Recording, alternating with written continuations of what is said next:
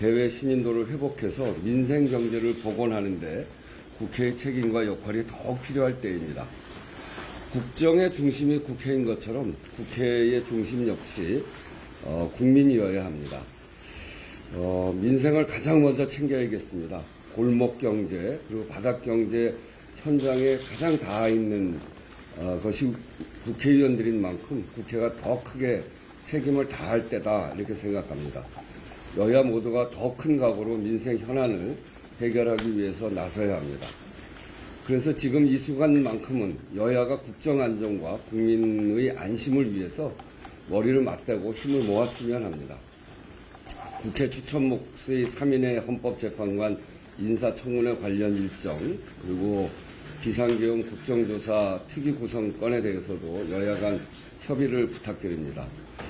나라가 어두울 때 가장 밝은 것을 들고 나온 국민이 계셨듯이 이제 국회가 국민이 기댈 언덕이 되어야 합니다.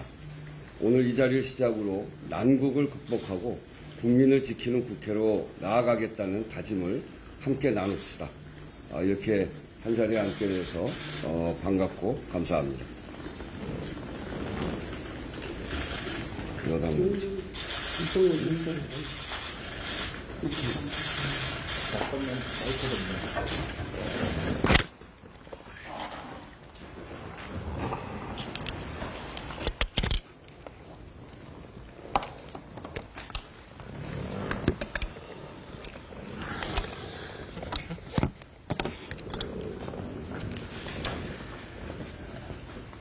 지금은 비상시국입니다. 12상 비상개업 내란 사태로 인해서 경제, 외교, 안보, 국격이 망가졌습니다. 특히 민생과 경제는 갈수록 악화되고 있습니다. 국회가 중심을 잡고 국가적 위기를 극복해야 할 책임이 막중한 때입니다. 내란 사태의 신속한 종결과 민생 경제 회복을 위해 총력을 기울여야 합니다. 첫째, 내란 사태 국조특위를 신속하게 개시해야 합니다. 내란 사태의 진상을 명확히 규명하고 다시는 헌정 질서가 무너지는 일이 없도록 철저히 책임을 물어야 합니다.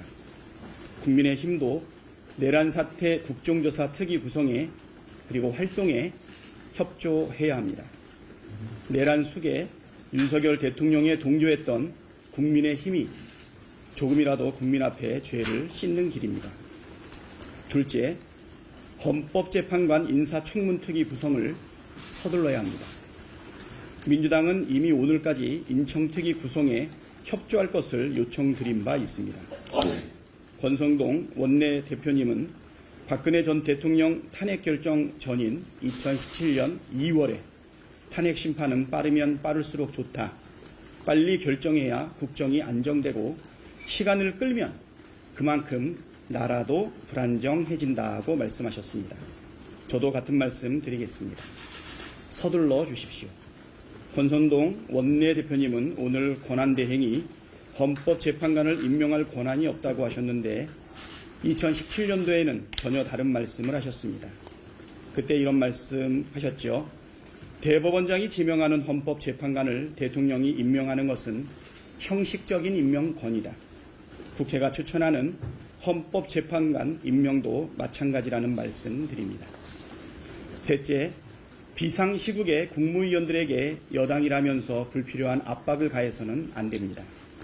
대통령이 국회에서 탄핵된 엄중한 상황인 만큼 내각은 중립을 지키고 국정 운영에 집중해야 합니다.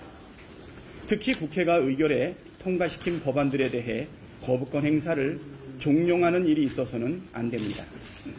국회 몫의 헌법재판관 임명이라는 소극적 권한 행사도 안 된다면서 적극적 권한 행사인 거부권을 주문하는 것은 명백한 모순입니다.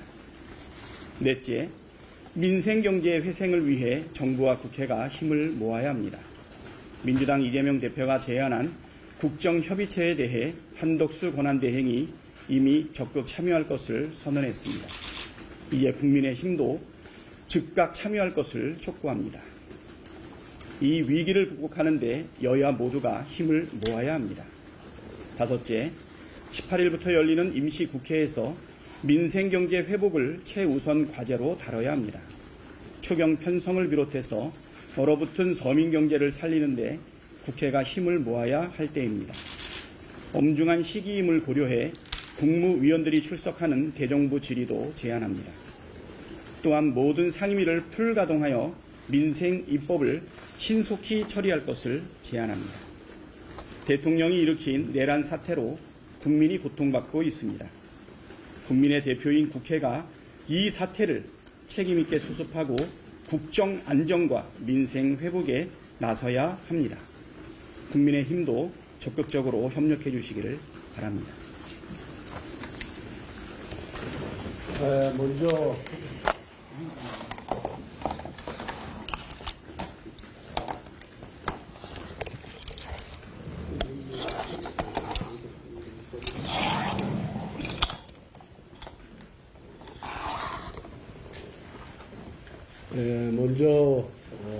대통령의 그런 비상경 선포와 탄핵 소추로 인해서 국민들에게 큰 불평과 혼란을 가중시킨 점에 대해서 집권 여당의 일원으로서 국민 여러분들께 심심한 사과를 드립니다.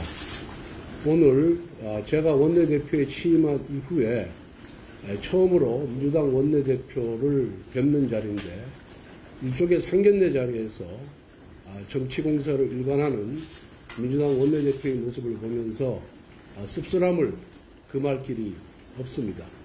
이거는 새로 취임한 원내대표에 대한 예의가 아니다라는 말씀을 먼저 드리겠습니다. 그리고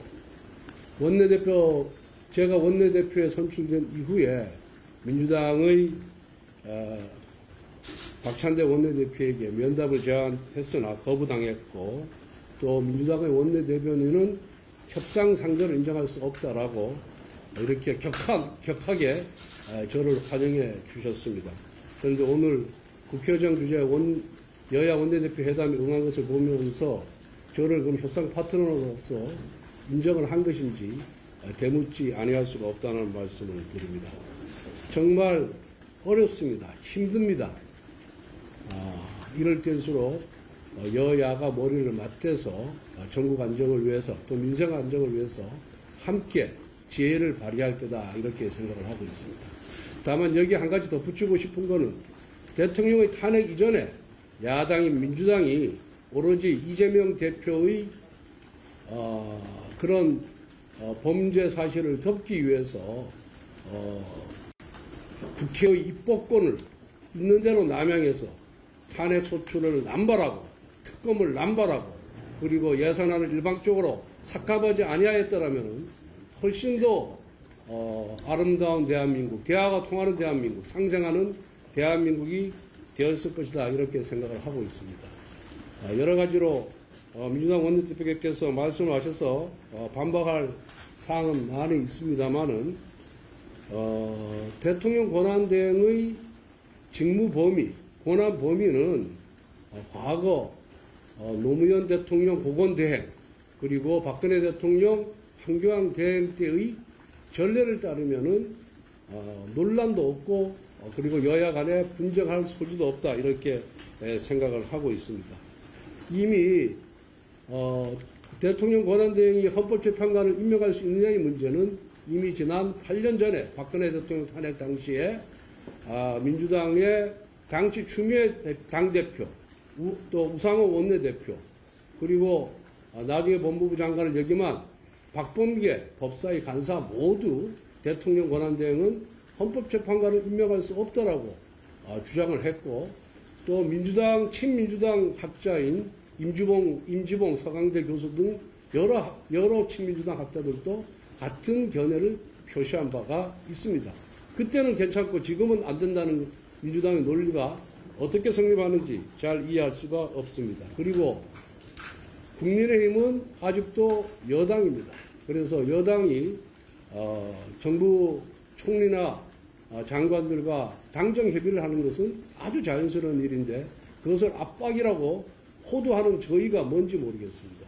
오히려 민주당이 자기 입맛에 맞게 이건 되고 저건 안 된다라고 권한대행의 범위 설정하는 것을 보면 저는 오히려 어이가 없다는 이런 말씀을 드리고요. 법률안에 대한 제2요구권이라든가 장관 임명권은 권한대행이 행정부의 수반으로서의 행사하는 권리이기 때문에 국가 원수의 지위에서 행사하는 헌법재판관 임명권과는 차원이 다르다라는 말씀을 드립니다. 더 드릴 말씀이 많지만은 상견례 자리이기 때문에 민주당이 주장한 것에 대해서 요 정도만 반박하고 나머지 더 이상의 반박은 기자들 상대로 따로 하도록 하겠습니다. 예, 앞으로 거대 여당 또 여의도의 집권당인 민주당의 아주 하여 같은 아력을 바라겠습니다.